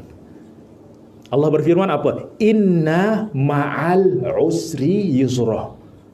Allah kata lagi, inna ma'al usri yusra, inna ma'al usri yusra. 2 kali Allah kata tu. Bahawa apa? Bahawa sesungguhnya tiap-tiap kesukaran disertai kemudahan. Tapi muskilah kita, problem kita apa? Problem kita itu adalah kita menghadapi kesukaran itu dengan nafsu kita. Itulah yang menjadikan kita ni berat. Tapi kalau kita menghadapinya dengan hati, itulah yang menjadikan kita melihat kepada apa yang ada di sebalik daripada kesukaran tu. Coba, ada kita tertimpa oleh musibah, kita bersabar. Sabar ni adalah sebab untuk kita mendapatkan pahala yang, coba apa kata Allah? Innama yuwaffas sabiruna ajrahum bighairi hisab. Bighairi hisab apa? Tak terhingga. Pahala orang bersabar tu tak terhingga. Tak terhingga itu apa? Nak masuk surga tu tak ditanya, kamu dah buat apa di dunia? Tak, masuk terus. Bighairi hisab, tak ditanya oleh Allah Subhanahu Wa Taala. Bighairi hisab. Bighairi hisab apa? Kalau kebaikan tu 10 kali lipat. Man jaa bil hasanati falahu 10 amsalha. Dibagi kebaikan 10 kali lipat sampai hingga 700 kali lipat. Tapi sabar tak ada lipatan lagi dah, tak ada number lagi dah. Namanya fasal. Coba kalau tak ada sabar tu mesti ada musibah, mesti ada cobaan. Kalau tak ada itu macam mana kita nak dapatkan min ghairi hisab ni? Tak ada. Ya. Maka kalau orang melihat kepada makna ni, dia sebenarnya dia akan hadapi dengan ridha, dengan pasrah, dengan apa, bahkan dia akan berbahagia. Sebab apa? Ni sebab dapatkan pahala yang luar biasa. Bukan senang kita nak dapatkan pahala ini, pahala banyak. Oleh sebab tu Ibrahim ibnu Adham, dia pernah berjalan di padang pasir bersama murid-murid dia, kemudian berjumpa dengan seorang askar. Askar ni bertanya, kampung ada di mana katanya. Bertanya kepada Ibrahim ibn Adham. Akhirnya dia tunjukkan kampung tu. Dia tunjukkan kepada apa? Kuburan. Nah, kampung yang sebenarnya itulah kampung yang sebenarnya itu. Sebab ainal umran gitu ya. Umran tu maknanya diambil daripada kata yang selalu bertambah. Maknanya penghuninya selalu bertambah. Kalau kampung banyak yang kita lihat, oh ini dulu ada kampung sini tapi dah tak ada lagi manusia sini. Tapi kalau kubur, mana ada kubur tu berkurang. Itulah kampung yang sebenarnya, itulah rumah yang sebenarnya. Akhirnya apa? Askar tu pun marah, dia kira bahawa orang ni dah memperlekehkan dia dipukul lah dengan senjata dia sehingga berdarah kepala Ibrahim ibnu Adham. Tapi Ibrahim ibnu Adham itu tak sedikit pun menaklukkan amarah. Ya. Akhirnya setelah murid-murid dia bagi tahu bahawa ini adalah Ibrahim ibnu Adham, seorang wali yang masyhur, akhirnya Askari pun meminta maaf, ya aku tak kenal kamu tuan, ya, minta maaf. Kata dia tak apa. Ya. Kemudian murid-muridnya bertanya, kenapa tuan tak marah, kenapa guru tak marah kepada orang tu pukul, padahal hak, ya, kita dilukai, kita pun punya hak untuk melukai dia, namanya qisas, wal juruh qisas. Dia kata apa? Tak, kata dia, ketika dia pukul aku tadi, aku berdoa kepada Allah, ya Allah masukkanlah orang ni ke dalam surga. Coba boleh tak kita buat macam mana? Itulah namanya ihsan. Ihsan tu bukan maknanya orang berbuat baik kepada kita, kita pun berbuat baik. Itu namanya kewajiban membalas kebaikan. Ihsan tu apa? Ada orang berbuat keburukan, kita balas dengan kebaikan. Itu yang tak semua orang boleh. Kalau orang berbuat keburukan kepada kita balas dengan keburukan, semua orang boleh. Ya tak? Orang berbuat baik dan kemudian kita berbuat baik kepadanya, itu adalah kewajiban. Tapi yang tak boleh dilakukan oleh semua orang itu adalah ada orang yang berbuat keburukan, kita balas dengan kebaikan. Ini arti luar biasa. Dia kata apa? Ketika dia pukul aku berdoa, ya Allah masukkan orang ini ke dalam surga. Kenapa? Kata dia, li'anni a'lamu anni ujaru bi darbihi. Sebab apa? Sebab aku tahu dengan dia pukul aku, kemudian aku bersabar, Allah berikan aku pahala yang tak terhingga. Coba tak senang kita nak dapatkan pahala ni, katanya. Ini sebab dia. Coba kalau aku pukul dia tak sabar, maknanya apa? Aku dapat kebaikan daripada dia dan dia dapat sakit daripada aku. Dia tak sabar kan tak dapat pahala. Mana siapa yang lebih baik, kata dia? Aku dapat kebaikan daripada dia dapat keburukan daripada aku. Ini orang melihat itu bukan dengan, kalau kita melihat dengan diri kita, nafsu kita, wih, ini orang dah merendahkan aku, dah menghinakan aku dan lain sebagainya. Itulah yang sebab kita selalu bergaduh dan lain sebagainya. Sebab apa? Sebab kita melihat dengan diri, dengan nafsu kita ni. Maka apabila dengan kita terima dengan hati yang beriman kepada Allah Subhanahu Wa Taala, semua akan menjadi ringan. Itulah awliya Allah, itulah khaufun alaihim wa lahum yahzanun. Kenapa? Sebab dia dah tenang, berada di dalam takdir Allah. Kemana pun Allah mengarahkan, itulah memang. Oleh sebab tu bahlul, tahu bahlul tak? Bahlul bagi kita tu ada orang yang apa? Yang bahlul tu orang yang apa namanya? Memang ya orang yang akal dia tak sempurna, ya. Tapi sebenarnya dialah orang yang lebih berakal, dialah yang akil yang sebenarnya. Dia dikatakan tak berakal oleh orang yang sebab apa? Sebab dia berbuat di atas daripada jangkauan akal orang. Sehingga orang yang lihat tengok dia kata, ini orang gila. Padahal dia yang lebih berakal. Orang yang menghukum dia gila itulah yang dia separuh akal. Sebab seperti ini. Dia pernah ditanya apa? Ya Bahlul, kaifa haluk? Bahlul, apa kabar kamu hari ini kan? Dia katakan apa? Kullu syai'in fil kaun yajri ala muradi. Semua yang berlaku di semesta alam ini berlaku seperti kehendak aku, katanya. Kira-kira apa yang kita fahami daripada ini? Semua yang berlaku itu tak ada yang berlaku kecuali seperti apa yang aku kehendaki. Kalau kita lihat ini kan hanya Allah yang boleh berbuat macam ni. Ya tak? Kamu ni dah mengaku diri bagi Tuhan ke? Semua yang berlaku ni atas kehendak kamu, katanya. Orang yang faham, orang yang mendengar dengan yang tak faham apa yang diucapkan pun akan mengatakan seperti itu. Tapi apa? Maknanya adalah bahawa semua yang berlaku di semesta alam ini terjadi atas kehendak Allah. Ada tak yang berlaku Allah tak kehendaki tapi dia berlaku? Tak ada. Semua berlaku atas ilmu Allah, takdir Allah dan atas ketentuan Allah. Kata dia apa? Semua yang berlaku ni adalah berlaku atas kehendak Allah. Dan apa yang Allah kehendaki berlaku, itulah yang aku kehendaki juga. Sehingga apa? Sehingga kehendakku seiring dengan, selari dengan kehendak Allah. Itulah maknanya. Sehingga apa? Dia pun damai, tidur pun di kuburan dan lain sebagainya. Memang macam orang gila, tapi dia itu subhanallah. Itu saudara Harun Ar-Rasyid. Ya. Bahlul itu dalam ada kitab yang ditulis oleh para ulama, uqala majanin, orang-orang yang berakal tapi dikira gila. Uqala majanin, orang-orang berakal tapi gila. Iaitu orang-orang yang memang dah, ya, memang orang-orang yang melihat dia memang orang gila sebab dia berbuat di luar daripada jangkauan. Nah, maka ini adalah kita melihat, ya, pada benda-benda yang berlaku, musibah dan lain sebagainya, mesti kita dengan hati, jangan dengan nafsu, dengan fikiran dan lain sebagainya, sebab itu akan menjadi berat. Segala peristiwa yang menimpa seorang hamba terjadi atas kehendak dan ketentuan Allah semata.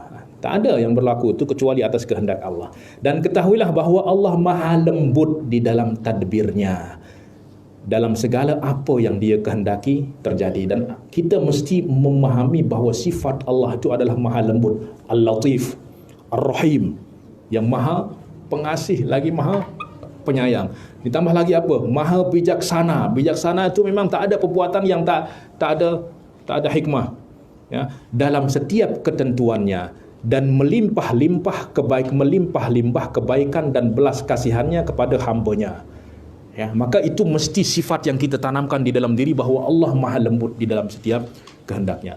Maka lihatlah kepada makna ini di dalam setiap apa yang berlaku kepadamu. Ini berlaku atas kehendak Allah, dan Allah maha lembut, maha pengasih bagi maha penyayang di dalam setiap kehendaknya. Ya, nescaya engkau akan mendapati bahawa apa yang berlaku itu adalah benar-benar ringan dan kecil jika berbanding dengan apa yang Allah sampaikan kepadamu melalui cobaan tersebut. Ya, sebab tu orang ada tak orang yang suka jika dia dihina dan ada tak? Tak. Sebab apa? Sebab dia hadapi dengan nafsu dah. Tapi coba dia hadapi dengan hati, dia akan berbahagia, dia akan berterima kasih tu kepada orang yang menghina dia. Sebab apa? Sebab dengan dia menghina kita tu, kita tidur-tidur, dia dah transfer dia punya pahala kepada kita. Ya tak? Seronok tak ada orang gibah kita? Tak apa dah. Dia yang sibuk, dia apa, saya tidur pun dapat pahala. Pahala dia habis, dia ambil dosa saya ditransfer ke sana. Sebab tu Rasulullah bersabda apa? Ayajazu ahadikum ayyakuna ka Abi Damdam. Ya. Apakah kalian tak mampu tu berbuat seperti Abu Damdam? Abu Damdam tu adalah seorang sahabat. Dia kata, ya, silahkan siapa yang nak gibah aku dah halalkan. Boleh dia nak hina aku, nak maki aku, tak apa. Sebab dia tahu dengan semua tu dia akan dapatkan pahala. Beza kalau orang puji kita itu menjadikan kita bangga diri, sombong dan lain sebagainya. Mana lebih baik orang menghina kita tu ini? Tapi sebab kita menerima tu dengan nafsu, itulah yang menjadi berat. Ya, menjadi itu. Ya, kalau kita faham ni, dia dah beri kita pahala, kita akan bagi dia hina kita. Ni bagi dia bunga mawar. Thank you very much.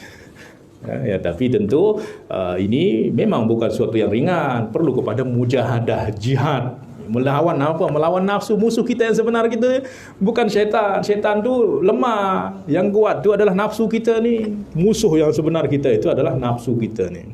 Ya. Saya kira nak boleh hatam dalam ni ternyata. Yalah, kalau tasawuf tak boleh kita baca cepat-cepat. Ya, kalau macam 40 hadis bolehlah kita. Tapi kalau tasawuf ni kan perlu kepada tadabbur, pada memahami makna-makna itu, supaya kita makna-makna itu bukan hanya kita rasa, bukan hanya kita fahami, tapi kita rasakan. Sebab tasawuf itu adalah ilmu tentang rasa, dzauq. Ya, bukan hanya mengetahui. Sebab beza keyakinan tu dia ada tingkatan-tingkatan. Ada namanya ilmul yaqin, ada ainul yaqin, ada hakul yaqin. Ya, seperti apa? Ada teh rasa manis, teh tarik manis, yalah. Saya tahu rasa dia manis, tapi kalau saya tak pernah rasa, boleh tak saya tahu? Boleh tak saya? Tak boleh. Orang bagi tahu saya rasa dia manis. Ya. Kalau ditanya apa rasa dia? Manis. Apa manis tu? Tak tahu rasa dia seperti apa. Saya yakin rasa dia manis, tapi sebab apa? Sebab orang bagi tahu saya itu rasa manis. Ya, atau ilmu yaqini seperti apa? Ada orang yang tak pernah pergi ke Mekah, tak pernah tengok Kaabah. Ya. Tapi dia yakin ada Kaabah, ada Mekah tu. Walaupun dia tak pernah tengok. Sebab apa? Sebab setiap tahun tu orang pergi haji, pergi umrah dan sebagainya bagi tahu. Sehingga tak boleh dia ingkari, tak boleh dia pungkiri. Dia yakin, tetapi yakinnya ini berdasarkan kepada khobar. Ya, kepada orang bagi tahu. Ini namanya ilmul yakin, yakin yang berasaskan kepada sam'i khabari. Ya. Nah, maka kemudian orang yang tadi dia yakin ni, dia pergilah ke Mekah, tengok Mekah daripada jauh. Oh, inilah yang namanya Kaabah. Berarti dah dapat keyakinan dia daripada hanya ilmul yakin menjadi ainul yakin. Iaitu apa? Dia yakinnya kerana dia melihat. Ya, melihat. Ya. Itu namanya ainul yakin. Jadi dengan musyahadah melihat.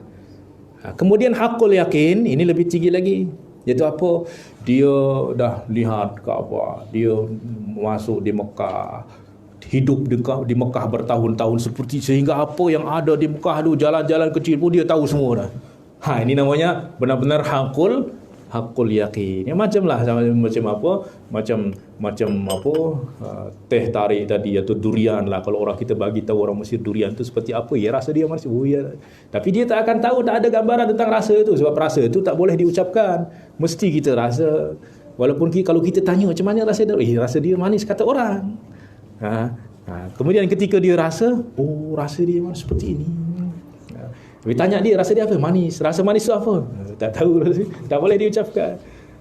Sebab apa? Sebab itu dah rasa. Kemudian dia terus sehingga dia apa? Sehingga dia menyukai. Dan orang menyukai itu dah benar-benar menyatu dengan diri. Sehingga apa? Dia dengar kata durian saja. Mana ada durian? Dengan dia cium bau dia daripada jauh dah. Itu dah rasa. Nah, maka demikian juga kita tasawuf itu adalah rasa ni. Macam mana ketika kita mendengar Allah tu hati kita tergetar. Dan itu tak akan boleh kecuali memang kita dah sampai kepada zauq tu, merasakan wujud Allah, merasakan kasih sayang Allah, kebaikan Allah, rahmat Allah, sehingga kita dengar Allah, terus hati kita tergetar. Idza dzikirallahu wajilat qulubuhum. Tergetar hati itu. Sebab apa? Ada rasa.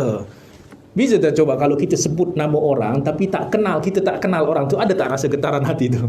Tak. Coba kalau orang yang kita kasihi, kita dah jatuh cinta kepada dia, orang sebut nama dia, tergetar hati ini terus, ya tak? Sebab apa? Sebab ada rasa. Ya, maka demikian juga kita dengan Allah, dengan Rasulullah, dengan itu mesti sampai kepada zauq ni. Dan zauq ni adalah ilmu rasa yang tak boleh hanya dengan kita baca-baca ni, mesti kita dengan praktikal, dengan amal. Ya, tu bagaimana supaya kita dapatkan rasa ni? Yang merasakan tu adalah hati. Maka hati ni mestilah dia sihat. Ya, sebab orang kalau dia sakit, rasa manis pun tak sedap. Ya tak? Rasa yang sedap pun, tom yam pun, kenapa dia pahit rasa dia? Bukan tom yam tu yang pahit, tapi mulut kita yang berasa pahit. Sebab apa? Sebab kita tak sihat. Ya, macam tu juga luar keimanan ni. Kalau orang yang hatinya bersih, subhanallah, bahagia, nikmat. Ya. Sebab apa? Sebab hati dia bersih. Tapi kalau hati dia sakit, kotor, sebab apa? Ada benci. Benci tu sakit tak? Dendam tu sakit tak? Orang yang dendam tu yang sakit. Orang yang dihasad tu tak tahu apa, tak tahu apa pun. Dia yang sakit hati dia. Orang tersenyum berbahagia, dia yang sakit. Orang senyum pun, senyum tu cantik tak orang senyum tu? Perbuatan elok tak senyum? Elok senyum tu. Tapi apa? Ada orang yang kalau kita senyum, kenapa saja senyum? Dia marah kalau kita senyum. Sebab apa? Sebab hati dia memang sedang rosak. Sehingga tak nampak keindahan daripada senyum tu. Maka demikian juga, itu mesti kita bersihkan hati kita daripada penyakit-penyakit itu. Penyakit itu apa? Ada namanya riya, ada namanya ujub, ada namanya hasad, ada namanya takabur dan lain sebagainya. Itu adalah penyakit-penyakit hati ni yang menjadikan kita tak merasakan nikmatnya daripada iman, nikmatnya daripada kita beribadah, nikmat daripada baca Al-Quran, nikmat daripada sebab padahal semuanya itu adalah nikmat-nikmat yang Allah Subhanahu Wa Taala limpahkan kepada kita. Ya.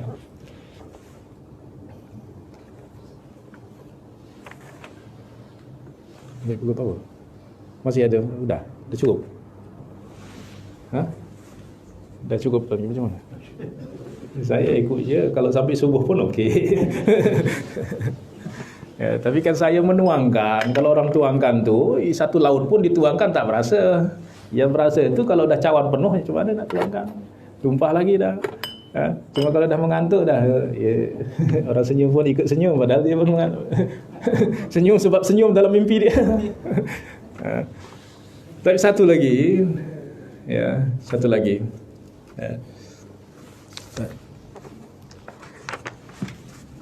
La tukthir hammak ma qaddir yakun. Maka maaf, dua lagi ni sebab ni tak boleh diputus ni sebab Allahul muqaddir wal alam syu'un. Ya. Allahul muqaddir la yadiqu sadruk fal hadith yahun. Janganlah dadamu menjadi sempit. Ya, sempit tu rasa sesak. Ada problem sikit pun macam. Tapi kalau orang lapang dada dia, muskilah besar apa pun dia boleh tenang. Ya, tapi kalau dah ada sempit ni, semua muskilah sedikit pun dah dada dia macam nak meledak. Fal hadith yahun. Allahul muqaddir wal alam syu'un. Allah lah yang menentukan.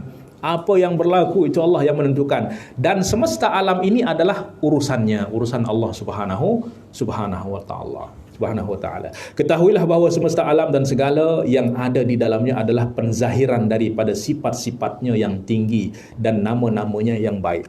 Apa yang kita lihat di dalam alam semesta, di dalam semesta alam ini, apa yang berlaku, kebaikan, itu adalah penzahiran daripada sifat-sifat Allah subhanahu wa ta'ala. Ya, penzahiran daripada asma'ullahil husna. Nama Allah apa di antara namanya? Ar-Rahman.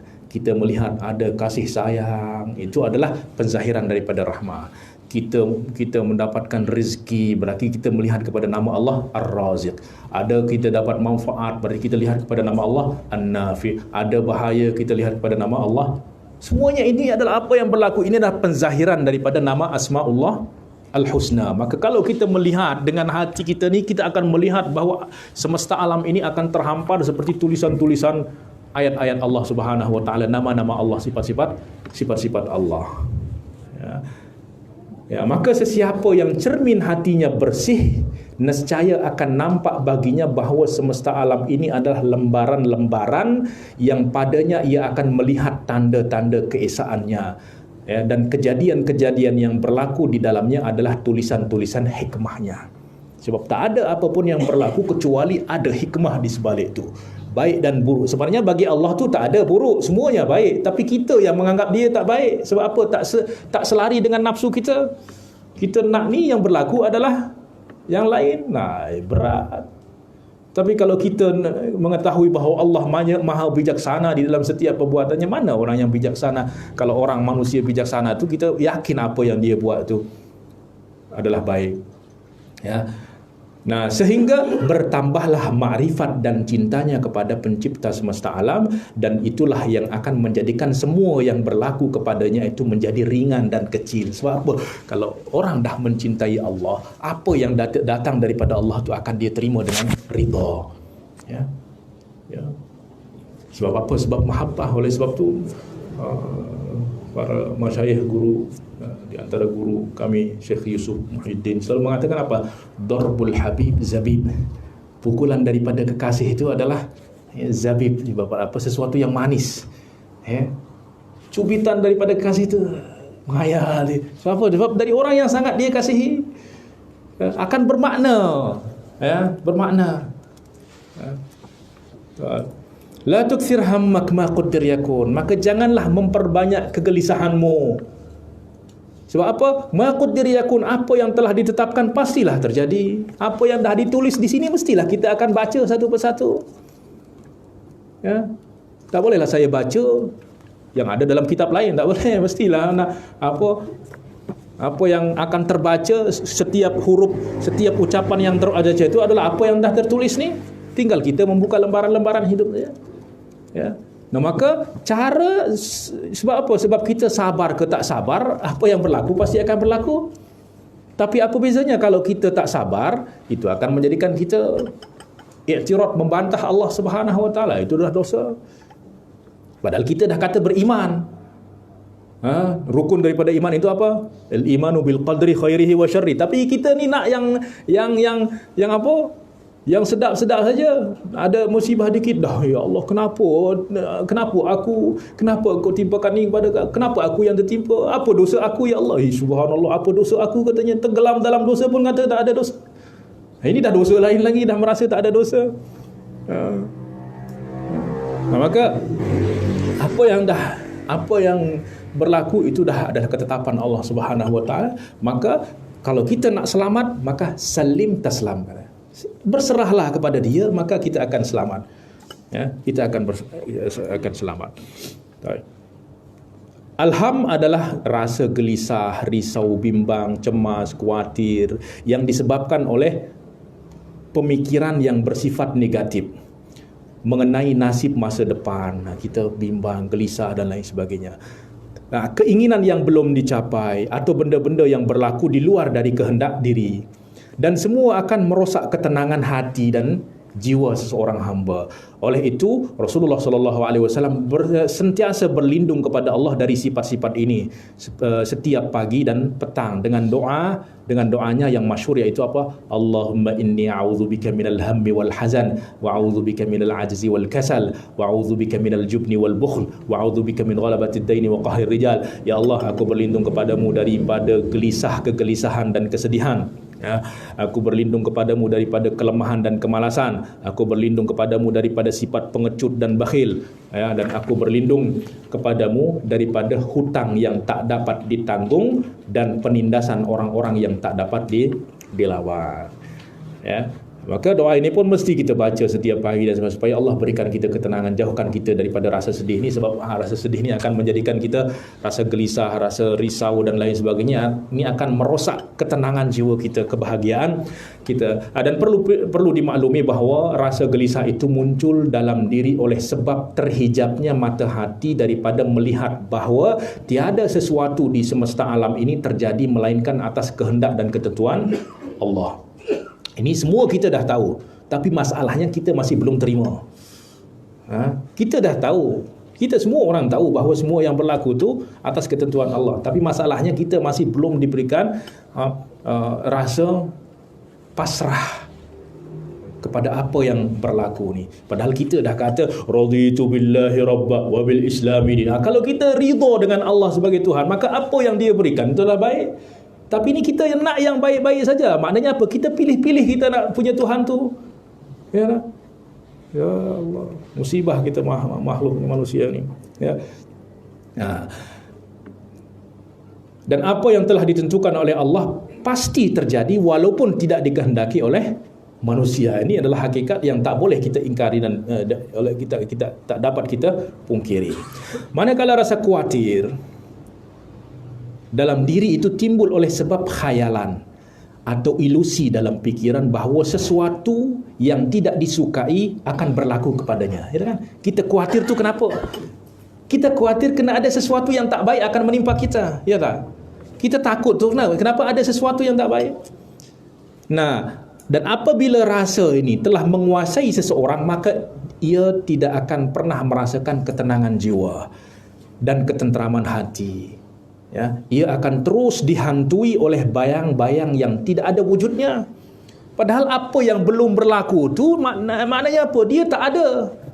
Kenapa kita takut dengan sesuatu yang tak ada? Kenapa kita tak sibuk dengan yang maha ada, iaitu Allah Subhanahu wa Ta'ala, yang apa yang akan berlaku tu ada di tangannya. Kalau kita datang kepadanya, ya nanti Allah yang akan mengatur. Kalaupun kita ditimpa musibah pun akan menjadi ringan. Ya. Sebab apa? Pasti akan berlaku. Tetapi apabila kita fasrah, kita ridha, apa yang berlaku, ketentuan yang berlaku itu akan menjadi ringan. Ya. Dan apabila rasa ini telah menguasai seseorang, maka ia tidak akan pernah merasakan ketenangan jiwa, ketenteraman hati, dan ia akan terus dihantui oleh bayang-bayang yang tidak ada wujudnya dalam alam nyata. Karena apa yang belum terjadi tidaklah mempunyai wujud yang nyata. Dan apa yang telah ditetapkan terjadi pasti akan terjadi, dan apa yang telah ditetapkan, apa yang tidak ditetapkan terjadi tidak akan pernah terjadi. Oleh sebab itu Rasulullah sallallahu alaihi wasallam bersabda, la yu'minu 'abdun hatta yu'mina bil qadri khairihi wa syarrihi. Hatta ya'lama anna ma asabahu lam yakun liyukhti'ah wa anna ma akhta'ahu lam yakun liyusibah. Tidaklah beriman seorang hamba, ya, tidaklah beriman seorang hamba. Ya, sebab apa? Iman kepada takdir ni adalah rukun iman. Maka tidak akan beriman seorang hamba hingga ia beriman kepada takdir baik dan buruknya. Ini baik dan buruk ni Allah berbicara dengan bahasa kita. Kita yang anggap dia tak baik dan tak baik, tapi Allah tak ada yang tak baik. Semua ada hikmah. Ya, ada hikmah. Ya. Hingga ia mengetahui bahawa apa yang telah berlaku kepadanya tidaklah akan terlepas darinya. Ya, apa yang dah berlaku tak mungkin dia tak berlaku kepada kita. Dan apa yang terlepas darinya, mak yang tak berlaku kepada kita, tak akan pernah berlaku kepada kita. Nah, jadi kalau kita melihat, ya, beriman kepada takdir ni, apa yang dah berlaku, apa kita nak buat apa, tulisan tu dah final dah, rufi'atil aqlam wa jaffatis suhuf. Pen yang menulis takdir tu dah tinta dia dah kering dah habis dah. Kita nak buat apa? Tak boleh kita nak berubah. Jadi apa, sabar tak sabar kita, bantah tak bantah, tetap dia dah tertulis. Ya, maka cara yang selamat adalah kita ridha. Ya, di bawah ridha tu ada namanya sabar. Sabar inilah tangga untuk menghantarkan kita kepada ridha. Ya, sebab sabar ni ibarat apa? Ibarat sesuatu yang berat. Dia berat tu biasa pertama saja. Ya, oleh sebab tu orang tertimpa musibah tu sehari pertama tu nangis, tapi esok berapa lama dah tersenyum. Maknanya apa? As-sabru 'inda sadmatil ula. Maka kesabaran tu dituntut bila ketika awal tertimpa musibah tu. Ya, kalau dah siap apa pun berat musibah tu, pasti di awal-awal tu dia menangis, tapi esok-esok dah tertawa, dah tersenyum dan lain sebagainya. Nah, maka kesabaran tu dituntut ketika kita di awal tertimpa. Indamas sabru 'inda sadmati al-ula. Sebab apa? Sebab kesabaran inilah yang akan melatih hati kita untuk ridha. Ridha tu maknanya kita dah terima. Kita tak rasakan berat lagi. Ibarat apa? Ibarat sabar tu, ibarat orang nak apa? Ibaratnya seperti ini. Orang nak exercise angkat besi tu. Ya.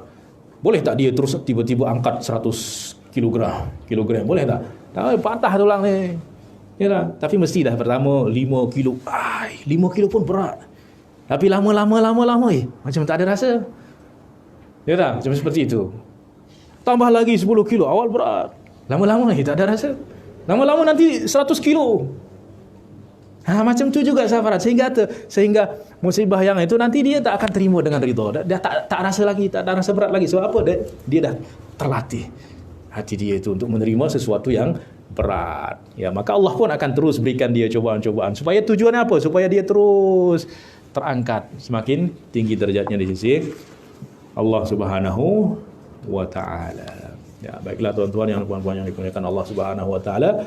Sebenarnya memang tak elok kalau kita putus tengah jalan ni, ya, sebab tak sempurna, ya, tetapi apatah yang boleh kita buat, ya mungkin kerana takdir Allah memang takdirkan kita baca sampai ini, ya. InsyaAllah, ya, moga-moga Allah Subhanahu wa taala boleh pertemukan kita di lain kesempatan, ya, sehingga kita boleh lanjutkan, ya tetapi intinya adalah semuanya makna-makna yang disebutkan ini berkisar antara la haula wala quwwata illa billahil aliyil azim. Itu dah kita baca setiap hari. Tapi kenapa kita tak rasa? Ini masalahnya kita perlu kepada mujahadah. Ya, dan itulah perlunya ilmu tasawuf itu adalah supaya kita tahu ilmu tentang bermujahadah, supaya kita membersihkan, menyucikan hati kita ni, supaya kita di dunia ini pun kita dah rasa nikmat. Ya, kalau kita tak merasakan nikmat di dunia ini, nikmat apa? Nikmat keimanan, nikmat bersama dengan Allah, nikmat mencintai orang-orang soleh tu. Macam mana kita nak merasa nikmat di akhirat nanti? Jadi apa di dunia ini adalah penzahiran daripada apa di sana tu. Ya, oleh sebab tu di dunia ini pun ada surga. Ya, orang yang tak masuk surga dunia ini tak akan masuk surga di akhirat sana. Ya. Seperti kata Imam Yahya ibn Mu'az Ar-Razi, inna fid dunya jannah, di dunia ini ada surga, man lam yadkhulha lam yadkhul jannatal akhirah. Di dunia ini ada surga. Siapa yang tak pernah masuk surga di dunia ini tak akan masuk surga di sana. Apa itu? Zikrullah. Ya, sebab apa? Dengan orang berzikir itu dia akan merasakan seperti dia berada dalam surga. Apa? Tatma'innul qulub. Ala bi dzikrillah tatma'innul qulub. Ya. Jadi inti daripada surga itu adalah kita merasakan kenikmatan, kebahagiaan dan lain sebagainya. Itulah kita dapatkan juga di dalam dunia ini.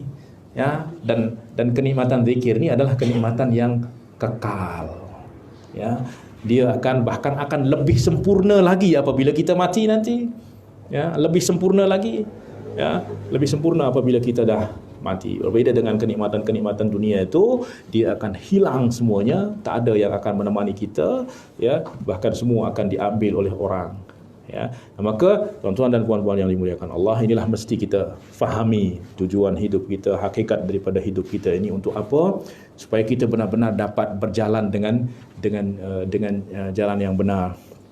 Ya, dan supaya kita tak tertipu oleh kehidupan dunia ini yang memang dah disifati oleh Allah sebagai kenikmatan yang menipu.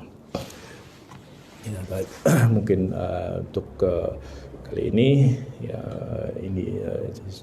kita cukupkan sampai sekian. Ya, sebab memang tajuknya daripada awal ni juga bukan daurah, ya, diskusi. Ya, diskusi itu ya kita baca sikit-sikit aja. Yang penting ada makna yang boleh kita fahami. Kira-kira ada yang makna yang dah kita fahami, insya-Allah. Ada yang insya-Allah. Itu yang paling penting. Yang penting ada makna yang kita fahami, sehingga ini akan menambah kualiti daripada ibadah kita, kualiti daripada hidup kita ni, supaya setiap hidup kita itu adalah memiliki makna dan kualiti di sisi Allah Subhanahu wa taala. Baiklah, terima kasih banyak atas perhatiannya, dan terima kasih banyak kepada tuan-tuan dan puan-puan, ya, terlebih khusus kepada tuan pengurusi, ya, kemudian ustaz-ustaz yang telah membawa Al-Fakir ke berpindah daripada satu taman surga kepada taman-taman yang lain. Semoga Allah Subhanahu wa taala mencatat semua itu di sisi Allah Subhanahu wa taala sebagai kebaikan. Aqulu qawli hadza wa astaghfirullah li wa lakum wa lisairil muslimin. Wabillahi taufiq wal hidayah. Wassalamualaikum warahmatullahi wabarakatuh.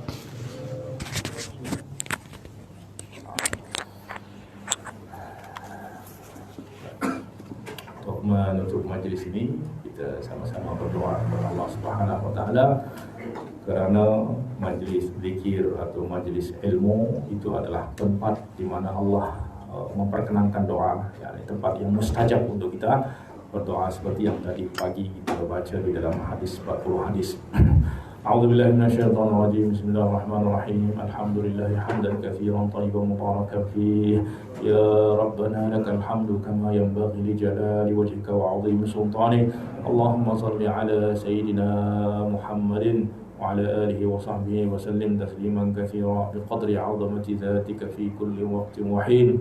Allahumma ya muqallibal qulub tsabbit qulubana ala dinik. Allahumma ya musarrifal qulub sarrif qulubana ila ta'atik.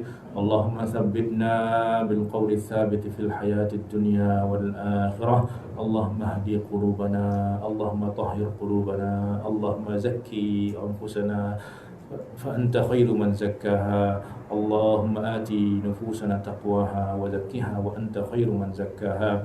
ربنا اغفر لنا ذنوبنا ولوالدينا وارحمهم كما ربونا صغارا ولجميع المؤمنين والمسلمين والمؤمنات يوم يقوم الحساب. اللهم لا تدع في مقامنا هذا ذنبا إلا غفرته ولا هما إلا فرجته ولا دينا إلا قضيته ولا مريضا إلا شفيته ولا ميتا إلا رحمته ولا حاجة من حوائج الدنيا والآخرة هي لك رضا ولنا فيها صلاح إلا قضيتها ويسرتها برحمتك يا أرحم الراحمين. اللهم اجعل جمعنا هذا جمعا مرحوما وتفرقنا من بعده تفرقا معصوما ولا تجعل فينا ولا منا شقيا ولا محروما. ربنا هب لنا من أزواجنا وذرياتنا قرة أعين واجعلنا للمتقين إماما. ربنا أوزعنا أن نشكر نعمتك التي أنعمت علينا وعلى والدينا وأن نعمل صالحا ترضاه وأصلح لنا في ذريتنا إنا تبنا إليك وإنا من المسلمين. ربنا اجعلنا مقيم الصلاة ومن ذريتنا ربنا تقبل دعاء. اللهم إنا نسألك رضاك والجنة ونعوذ بك من سخطك والنار. اللهم يا حي يا قيوم برحمتك نستغيث أصلح لنا شؤوننا كلها ولا تكلنا إلى أنفسنا طرفة عين. ربنا آتنا في الدنيا حسنة وفي الآخرة حسنة وقنا عذاب النار. ربنا تقبل منا إنك أنت السميع العليم وتب علينا إنك أنت التواب الرحيم. وصلى الله على سيدنا محمد وعلى آله وصحبه وسلم. وسبحان ربك رب العزة عما يصفون وسلام على المرسلين والحمد لله رب العالمين. آمين آمين يا رب العالمين.